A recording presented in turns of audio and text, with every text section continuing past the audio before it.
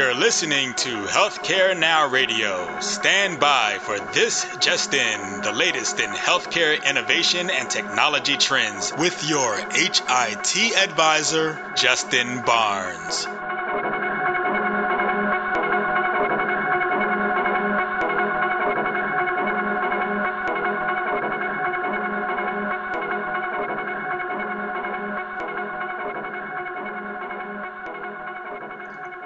Thank you for tuning in and welcome to This Just In. I'm your host, Justin Barnes. In these half-hour segments, I'll bring you the latest advancements in healthcare, strategy, innovation, and public policy. As always, we're broadcasting from the This Just In studios on the Business Radio X network as well as the Healthcare Now radio network. And before we dive into my guest today, I want to take a moment to let everyone know that we'll be broadcasting the This Just In radio show again live from the HIMSS annual conference. The HIMSS conference this year will be in Orlando, Florida, starting on February 20th. We already have another great slate of CEO, CIO, leading care providers, industry thought leaders, and certainly policymakers joining the show again. Some familiar faces, but also many new. Much more to come from the HIMSS media team in the coming weeks, but we'll do our same two-day format and broadcast live from the HIMSS annual conference show floor February 20th and 21st. We're even having a special stage built to resemble the ESPN College Game Day look and feel, so hopefully everyone's registering for HIMSS 17 in Orlando, and we'll see you there. It's guaranteed to be another great, fun, and informative time. For this episode, though, my 82nd episode, we're going to speak to a good, longtime friend and former colleague, Greg Fulton. Greg is the industry, policy, and content lead for Philips Wellcentive. Welcome back to the show, Greg. Thanks, Justin. Thanks for having me. Happy New Year. And also wanted to note congratulations on the new company, certainly. Thank you, brother.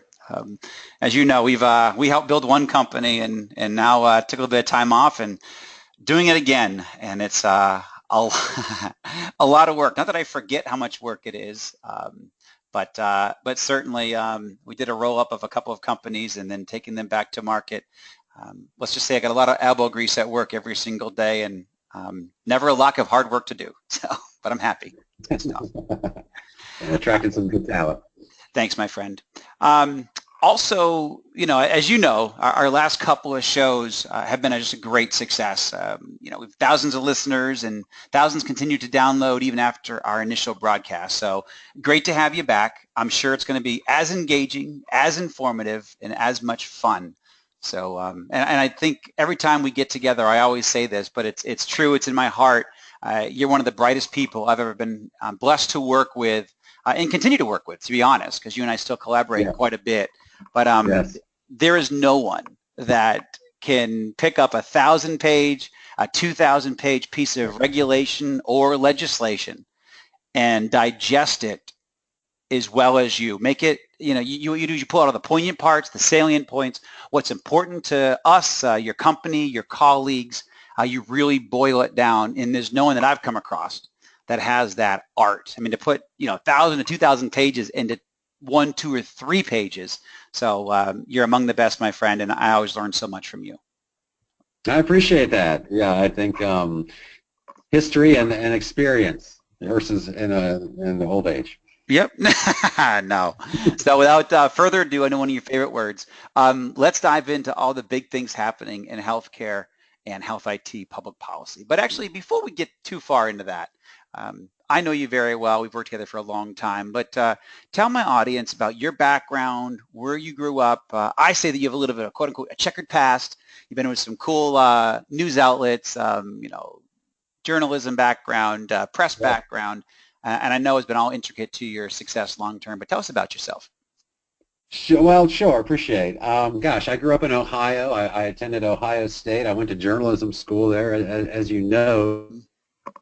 And gosh, I spent about 20-some years in print journalism, did a little bit of TV at CNN, and I think that was really the proving ground for what you're speaking to. Did some daily newspapers, spent about 10 years at Time Magazine here in Atlanta. Yeah. And I think I spent all that time covering government and turning content around on deadline. So I think that proved well, and what I'm doing now largely is covering government and turning content around on deadline.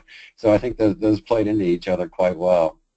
Actually, that's a good point. It's almost, you could actually do a theme that you could share with some of your journalism, even professors or even departments that you may know, or even just to send them an unsolicited letter. I think that's actually a great point just for journalism students, that, to let them know that you could have a very, varied career, not just in journalism, not just in press or even media and TV, but also public and government affairs, because you have such a great eye.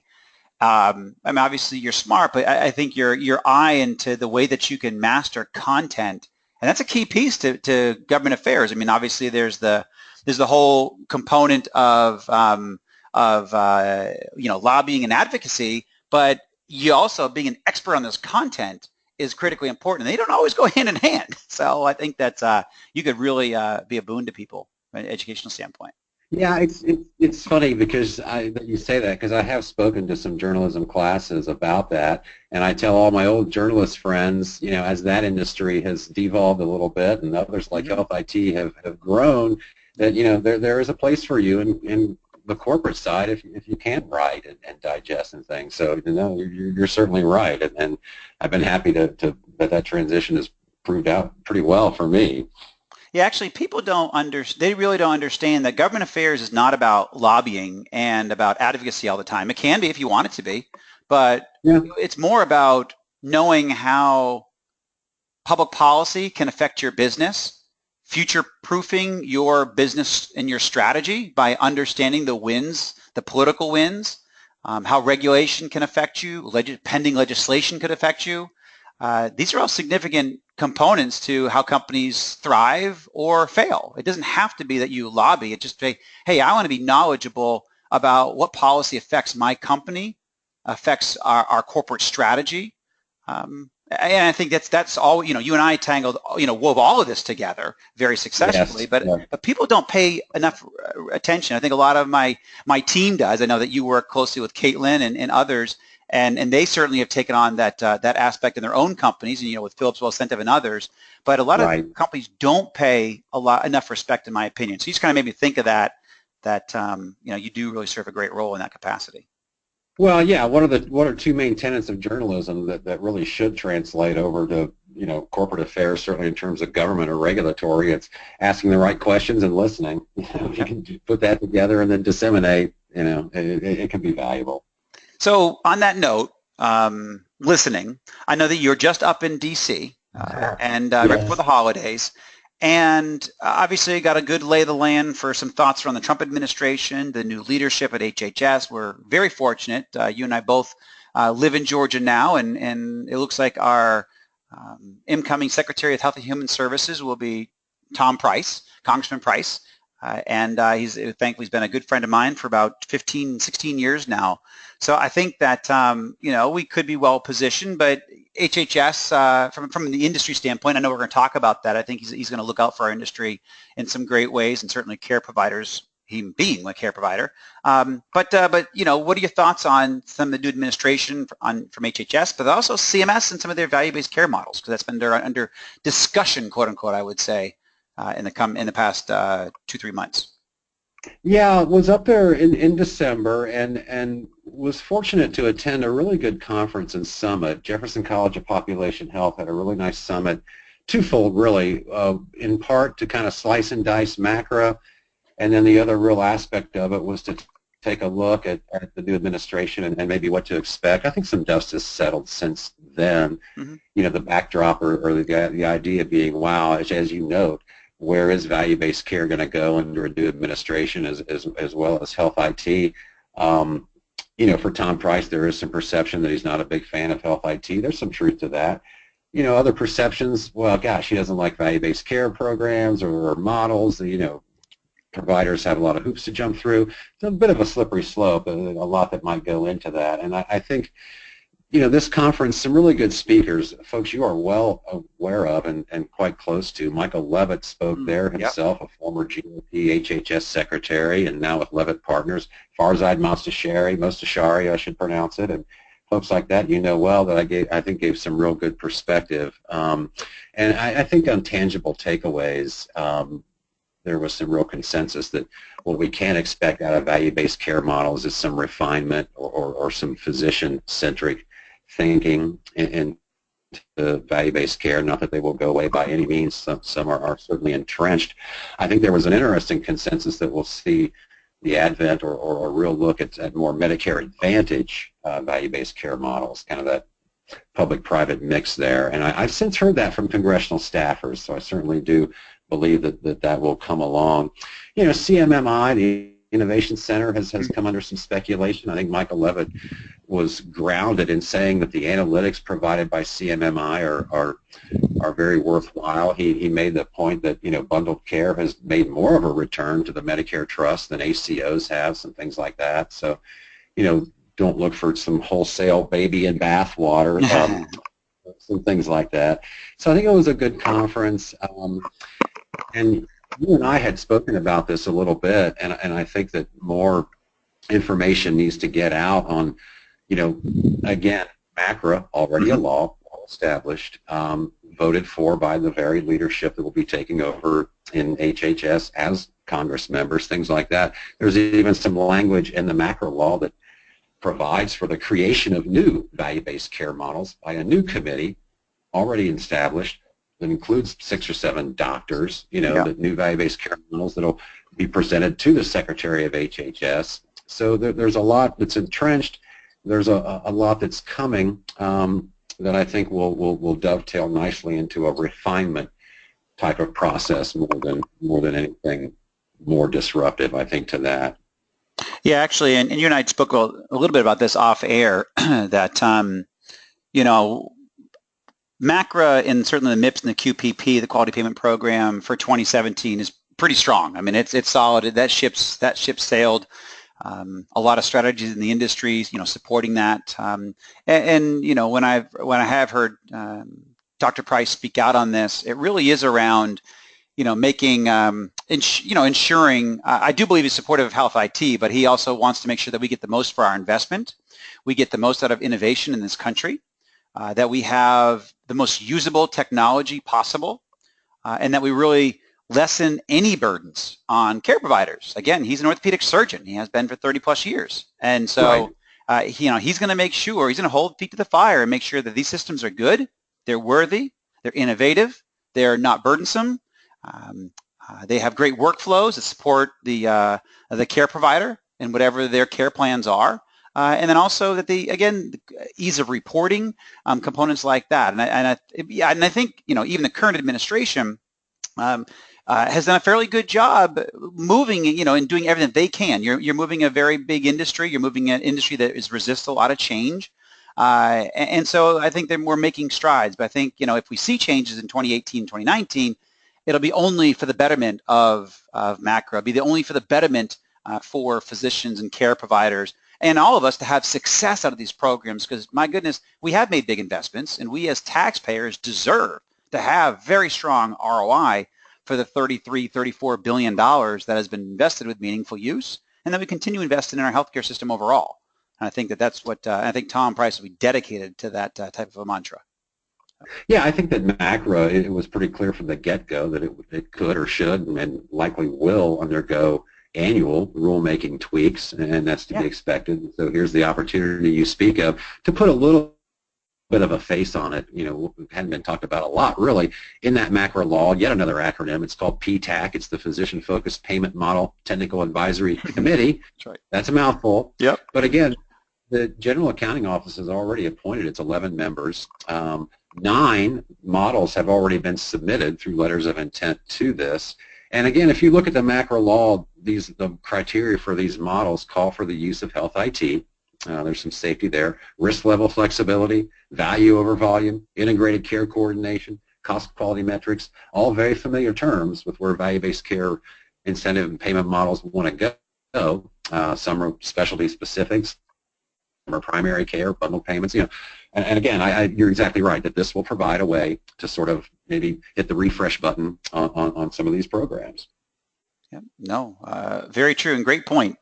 And I know that was, you know, that was also by design, not only by the administration, but certainly by Congress, is to make sure that we do look back and look to see what's working and to see what's not working, and that we have these adjustments along the way. So in talking about adjustments along the way, we, just recently the 21st Century Cures Act was passed, and that's been in the works for a long time. I mean, I even worked on that before I came off the Hill, and it's good to see it pass. So give us some of the tenets of that, certainly as it relates to health IT and what we've worked on in the past. Yeah, gosh, 90 pages of health IT language in it. Four things really jump out at me. It won't belabor them to death, but briefly, three of those four things that I thought were really interesting. Interoperability has always been a linchpin of it, or the holy grail of our industry since the first drafts out of the House by Rep. Burgess. And there is language on information blocking. There's a 1 million violation per incidence of information blocking. Should that come to pass. So there's some teeth in some of these passages here, or some of the sections in it. I think another section that really jumped out to me that was interesting, and I'll actually read a line from it. Health information technology developers shall be treated as patient safety organizations. That is very interesting, and I think that's something that's going to need a lot of attention or some implementation as this law is interpreted. You saw the concurrent FDA. You lived through FDASIA and those things on looking at ways to make health IT more centric to patient safety. There's some language in Cures that looks to do that. The other thing I think was real interesting is the PI application programming interfaces, testing them successfully in the real world, so to speak, submitting your reporting criteria, and publishing your APIs and things like that. Certainly we've heard so much about FHIR, and the FHIR API is a way to try to advance interoperability.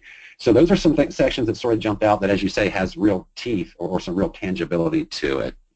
Yeah, and I even going back to, fines, and you and I worked on this together several years ago, is we had a customer at Greenway that wanted to interoperate with a local hospital, and the hospital was being serviced by another ambulatory EHR company. It was not one of the big names that, but it's a very popular name.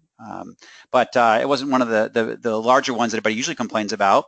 But still, the same issues is we had a system. We were, you and I worked very hard in interoperability across the industry and deploying it in communities across the country. But we had one in this northern Jersey where this health system would not share the data.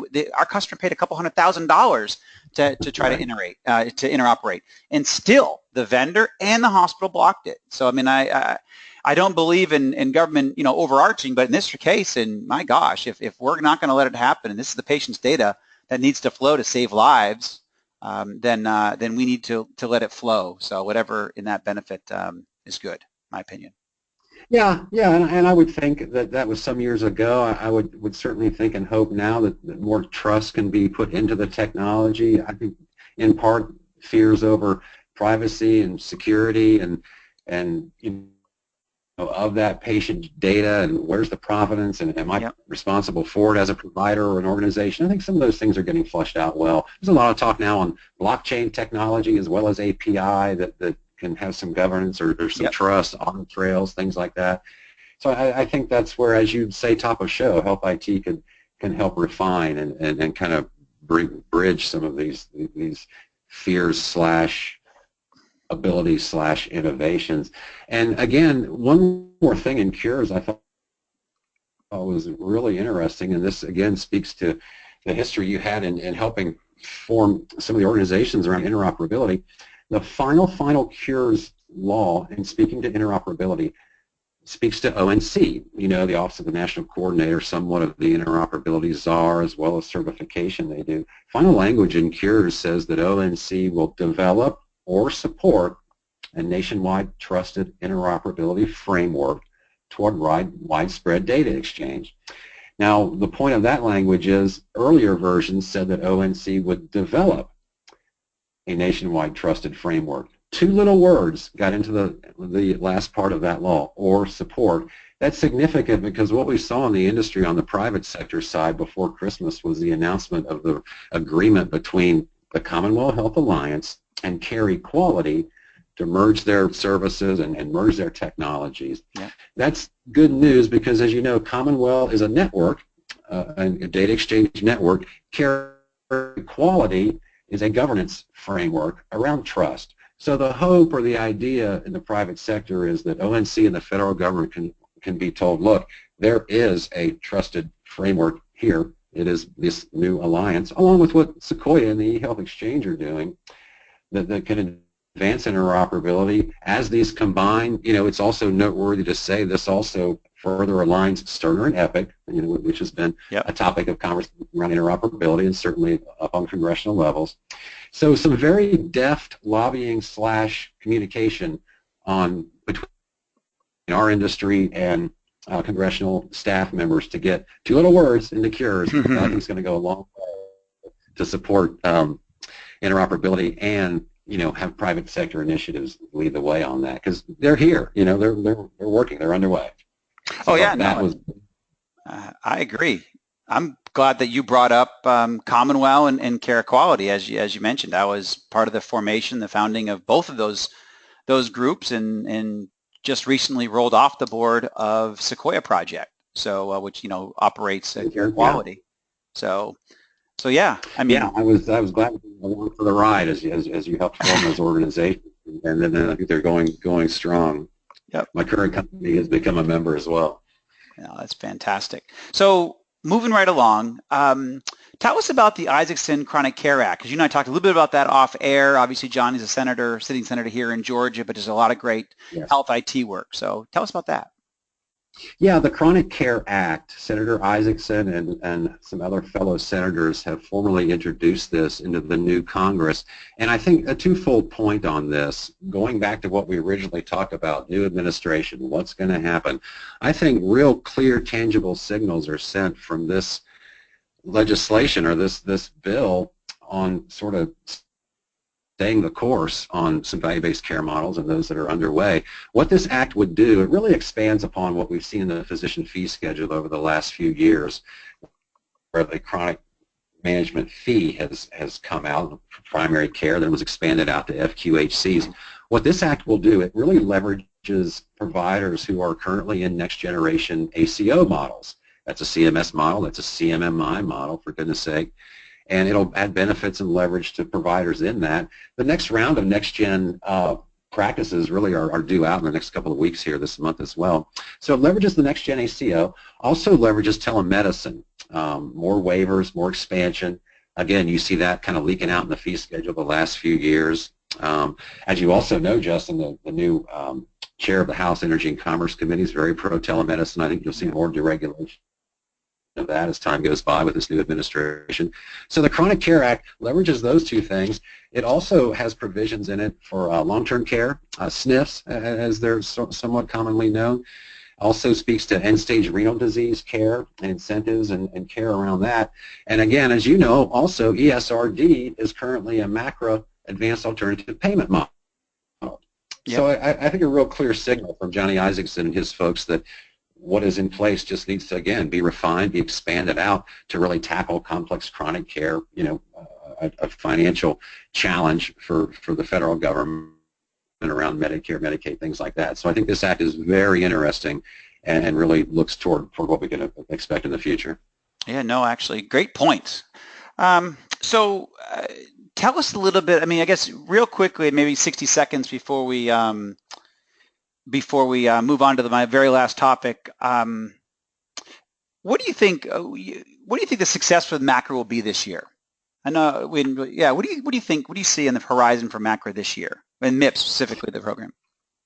Yeah, I think that what I've been trying to do in talking about MACRA is say to people, "Gosh, what's new in MACRA that you haven't been doing before?" Right. One little thing, improvement activities within the MIPS 4 scoring pillars is the only thing new about MACRA. Other than that, it's a lot of rebranding or recasting of some things and really try to simplify it because it does seem so Byzantine and so complicated. I think another way to really simplify it is if you're currently in a CMS ACO, nothing changes for you. You're going to be scored this way or that way or what have you, but you won't change the way you operate. You'll get automatic credit in some of the MIPS categories, things like that. Throughout the term MIPS APM, if you're in the advanced alternative payment models, you got to hit some risk levels. I think that rightfully so, CMS backed off with congressional nudging to make 2017 reporting quite easy for MIPS. It boils down to sending one quality measure or 1 improvement activity, 4 actually, 2 medium weighted, 4 high weighted, less if you're a small practice, or 5 ACI, the formerly known as meaningful use provision. You know, you have to get a score of 3 to avoid a negative payment adjustment, and that's pretty easy to do. Well, here, and, just, you know, we do have to, I do have to, yeah, I got to close here in a moment, but, you know, this is, so no, I agree with everything you just said. I think the MIPS track for 2017 is going to be very strong. I think we're going to have good success. So, but, you know, I always ask this question. It's one of my favorite segments. It's actually my audience's favorite segment. So what is your favorite place to get or be inspired? Oh gosh, well, since we have history on the show and history together, I think you've heard me extol the virtues of the public library system many times, and I will not back off on that, but I got to tell you, I now have a daughter who is a freshman in college, and if you have not spent time on a college campus recently, I would urge everyone to go to your nearest college campus and try and spend some time. It's wonderful to see your child grow up and look toward a future, but I think you also see the possibilities there, and it really comes together on a campus near you. I haven't been moved much recently, but that certainly did it. I couldn't agree with you more. I do spend a little bit of time. I grew up in a 5-college community, still frequent that area, and the energy, the optimism, the opportunity is unparalleled. And they have the whole future and opportunity before them. So it is neat. So I agree with you completely. Very good point, my friend, as always. Hey, it's always great to have you on the show, my friend. I truly appreciate you taking the time out of your busy schedule to join the show. You always do. I think this is your 4th or 5th appearance, however we want to count it. You've done a lot of different airtime with me. So thank you again, my friend. Anytime. Everyone should come back and pay ode to their mentor. Amen. Thank you, my friend. And thank you to everyone for listening and joining us today. Please tune in weekdays at 2:30 p.m. Eastern, 11:30 a.m. Pacific. And as always, you can track me on Twitter at HIT Advisor and use the hashtag #ThisJustIn so we can respond to your comments from the show. And as always, my content's posted at justinbarnes.com. Thanks, everyone. Have a terrific week, and hopefully we'll see you all at HIM 17 in Orlando. Stop by the show.